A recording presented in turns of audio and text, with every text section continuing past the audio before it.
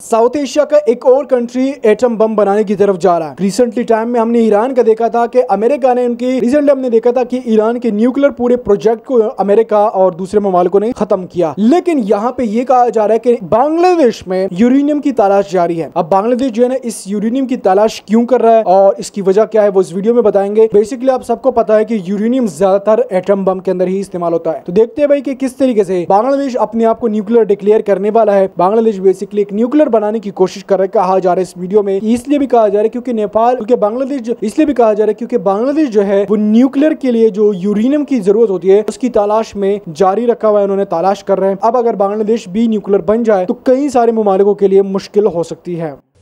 কক্সবাজার উপকূলে বিপুল পরিমাণ জিরকন ও মোনাজাইটের সন্ধান পাওয়া গেছে, যেখানে প্রায় 1000 ppm মাত্রায় ইউরেনিয়ামের অস্তিত্ব রয়েছে। কক্সবাজারের পানির নমুনা পরীক্ষা করে 10 ppm মাত্রার ইউরেনিয়ামের অস্তিত্ব পান ডক্টর আশরাফ আলী। বন্ধুরা, এবার বাংলাদেশের জন্য বিশাল সুখবর। স্বর্ণের চেয়েও দামি ইউরেনিয়ামের খনি পেল বাংলাদেশ। বাংলাদেশ চাইলেই এখন পরমাণু বোমা তৈরি করতে পারবে। বর্তমানে ইরানের কাছে পরমাণু বোমা না থাকার কারণে ইসরায়েল ও যুক্তরাষ্ট্র ইচ্ছামতো ইরানে হামলা চালাচ্ছে। আজ যদি ইরানের হাতে পরমাণু বোমা থাকত তাহলে হয়তো ইরানে হামলা করার দুঃসাহসও পেত না যুক্তরাষ্ট্র ও ইসরায়েল। তাই মনে করা হচ্ছে যে দেশের হাতে যত বেশি পরমাণু বোমা আছে সে দেশ তত বেশি সুরক্ষিত। যেমন আমরা উত্তর কোরিয়ার কথাই বলি। উত্তর কোরিয়ার প্রেসিডেন্ট কিম জং উন যা ইচ্ছা তাই করে বেড়াচ্ছে, কিন্তু তাকে কেউ কিছু বলার সাহস পাচ্ছে না, কারণ তার হাতে পরমাণু বোমা রয়েছে প্রায় 50 থেকে 60টির মতো। আর এ কারণে এখন উত্তর কোরিয়াকে সবাই ভয় পায়। আর এরই মাঝে সুখবর হচ্ছে এবার বাংলাদেশের মাটিতে মিলেছে পরমাণু বোমা তৈরির সবচেয়ে গুরুত্বপূর্ণ ইউরেনিয়ামের খনি। বাংলাদেশের কোথায় ও কত পরিমাণে ইউরেনিয়াম পাওয়া গেছে এবং বাংলাদেশ চাইলেই এই ইউরেনিয়াম দিয়ে পরমাণু বোমা তৈরি করতে পারবে কিনা এ বিষয়ে বিস্তারিত আলোচনা করা হবে আজকের ভিডিওতে। তাই আজকের ভিডিওটি অনেক বেশি গুরুত্বপূর্ণ ও ইনফরমেটিভ হতে চলেছে। তাই ভিডিওটি মনোযোগ সহকারে একদম শেষ পর্যন্ত দেখার অনুরোধ রইল। তো চলুন শুরু করা যাক। বন্ধুরা, বাংলাদেশের সর্বপ্রথম 1975 সালে ইউরেনিয়ামের সন্ধান মেলে হারগাছা পাহাড়ে।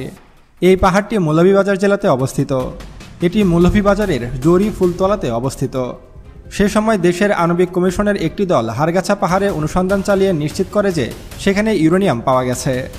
পরবর্তীতে 1991 সালে এখানকার ইউরেনিয়ামের স্যাম্পল জাপানে পাঠানো হয় এবং জাপানের গবেষণা প্রতিষ্ঠান পরীক্ষা নিরীক্ষা করে রিপোর্ট প্রকাশ করেন যে বাংলাদেশের ইউরেনিয়াম অনেক উন্নত মানের।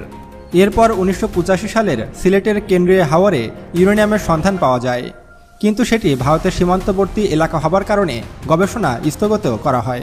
এরপর 1989 সালে ময়মনসিংহের নেত্রকোনা জেলার গারো পাহাড় বেষ্টিত সোমেশ্বর নদীর যে বালুকারাশি রয়েছে সেখানেও ইউরেনিয়ামের সন্ধান পাওয়া যায়। 3 থেকে 4 বছর আগে এই জেলার ব্রহ্মপুত্র নদীতে ব্যাপক অনুসন্ধান চালিয়ে ইউরেনিয়ামের সন্ধান পায় গবেষক দল। এখন আমাদের মনে প্রশ্ন জাগতে পারে বাংলাদেশে কী পরিমাণ ইউরেনিয়াম রয়েছে। ইতোমধ্যেই মৌলভীবাজারের হারাগাছা পাহাড় এবং সিলেটের জয়ন্তপুরের মাটি পরীক্ষা নিরীক্ষা করে জানা গিয়েছে প্রতি 10 লক্ষ মাটি কণার মধ্যে 500 থেকে 1300 ইউরেনিয়াম কণার সন্ধান পায় গবেষক দল। গবেষক সূত্রে জানা গিয়েছে কোনো স্থানে ইউরেনিয়ামের মাত্রা যদি 7% হয় তাহলে বাণিজ্যিকভাবে সেটি আহরণের উপযুক্ত হয়। আমাদের শালেশ্বর নদী এবং ব্রহ্মপুত্র নদীর বালুকারাশিতে মোট 9%-এরও বেশি ইউরেনিয়াম পাওয়া গেছে। তার মানে এটি বাণিজ্যিকভাবে উত্তোলনযোগ্য। এই ইউরেনিয়াম উত্তোলনে কোনো রকমের বাধা নিষেধ আন্তর্জাতিকভাবে নেই। আন্তর্জাতিক আণবিক কমিশনের অনুমতি রয়েছে বাংলাদেশ ইউরেনিয়াম ব্যবহার করে পরমাণু বিদ্যুৎ কেন্দ্র স্থাপন করতে পারবে। অলরেডি এটি কিন্তু বাংলাদেশকে অনুমতি দেওয়া হয়েছে এবং তা দিয়ে বাংলাদেশ কিন্তু ব্যাপক হারে বিদ্যুৎ উৎপাদন করতে পারবে। বাংলাদেশের একমাত্র পারমাণবিক বিদ্যুৎ কেন্দ্র রূপপুরে এই ইউরেনিয়াম ব্যবহার করা যাবে এবং তা দিয়ে বিপুল পরিমাণে বিদ্যুৎ উৎপাদন করা সম্ভব। এখন প্রশ্ন হলো, বর্তমান সরকার চাইলে এই ইউরেনিয়াম কাজে লাগিয়ে তা দিয়ে পারমাণবিক বোমা তৈরি করতে পারবে কিনা? এর উত্তর হলো বাংলাদেশ চাইলেই কিন্তু 60টির মতো পারমাণবিক বোমা তৈরি করতে পারবে। তবে এটা করতে গেলে বাংলাদেশ সরকারের বেশ কিছু সমস্যার মধ্যে পড়তে হবে। প্রথমত, বাংলাদেশে পরমাণু বোমা তৈরি করতে গেলে বাংলাদেশের বিপুল পরিমাণ অর্থ ও প্রচুর গবেষণার প্রয়োজন হবে এবং অনেক উন্নত টেকনোলজির প্রয়োজন পড়বে, যার কোনোটিই নেই বাংলাদেশের কাছে। তারপরে যদি ধরে নিই বাংলাদেশ বিপুল পরিমাণ অর্থ খরচ করলো, প্রচুর গবেষণা চালালো এবং বাংলাদেশের বিজ্ঞানীদের মাধ্যমে বাংলাদেশ পরমাণু বোমা তৈরি করলো, তবে বাংলাদেশের পরমাণু বোমা তৈরি করা এতটাও সহজ হবে না, কারণ এতে আন্তর্জাতিক নিষেধাজ্ঞার কবলে পড়বে বাংলাদেশ।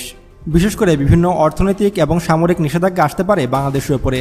ফলে বাংলাদেশের ব্যবসা বাণিজ্য ও অর্থনীতি ধ্বংস হয়ে যাবে এবং বাংলাদেশ যে প্রতি বছর বিভিন্ন দেশের কাছ থেকে বিপুল পরিমাণে সামরিক সরঞ্জাম ক্রয় করে থাকে সেগুলো বন্ধ হয়ে যাবে। এক প্রকার বাংলাদেশ অচল হয়ে যাবে, কোনোভাবে বাংলাদেশের কোনো কিছু করা সম্ভব হবে না। তাই বাংলাদেশ চাইলেও খুব সহজেই পরমাণু বোমা বানিয়ে ফেলবে এমনটা ভাবা কল্পনাতীত। এছাড়াও আমাদের পার্শ্ববর্তী দেশ ভারত ও পাকিস্তান উভয়ই কিন্তু পরমাণু শক্তিধর দেশ। তারা কখনোই চাইবে না যে বাংলাদেশের মতো ছোট দেশ পরমাণু পরীক্ষা চালাক এবং পরমাণু বোমা তৈরি করুক। তারা সরাসরি বাংলাদেশের বিরুদ্ধে চলে যাবে, এমনকি ভারত বাংলাদেশে আক্রমণও করতে পারে। ফলে অর্থনৈতিক এবং সামরিক সব দিক থেকে বিপদে পড়বে বাংলাদেশ। তারপরও সব দিকে বিবেচনা করে যদি ধরে নিই যে বাংলাদেশ পরমাণু বোমা তৈরির একদম দ্বারপ্রান্তে চলে গিয়েছে, তারপর সেটির পরীক্ষা করার প্রয়োজন পড়বে। আর আপনাদেরকে জানিয়ে রাখি, বাংলাদেশ অনেক ঘনবসতিপূর্ণ একটি দেশ। এ দেশে ফাঁকা জায়গা নেই বললেই চলে। ফলে পরমাণু বোমার মতো জটিল পরীক্ষা বাংলাদেশে করা সম্ভব নয়। আর এই ঘনবসতিপূর্ণ দেশের মধ্যে যদি বাংলাদেশ পরমাণু পরীক্ষা চালায়, তাহলে তার রেডিয়েশন ছড়িয়ে পড়তে পারে। ফলে বাংলাদেশের কোটি কোটি মানুষের স্বাস্থ্য ঝুঁকি ও বিভিন্ন সমস্যার সম্মুখীন হতে পারে। তাই সব কিছু মিলিয়ে বলা যায় যে বাংলাদেশের পক্ষে পারমাণবিক পরীক্ষা চালানো বা পরমাণু অস্ত্রের মালিক হওয়া এত সহজে সম্ভব হবে না। তো বন্ধুরা, ভিডিওটি ভালো লাগলে অবশ্যই একটি লাইক দেবেন এবং কমেন্টে জানাতে পারেন পরবর্তীতে কী ধরনের ভিডিও দেখতে চান। আরও এমন ভিডিও পেতে এখনই আমাদের চ্যানেল সায়েন্স বিডিকে সাবস্ক্রাইব করুন এবং পাশে আসা বেল বাটনে ক্লিক করুন। দেখা হচ্ছে পরবর্তী ভিডিওতে। আল্লাহ হাফেজ।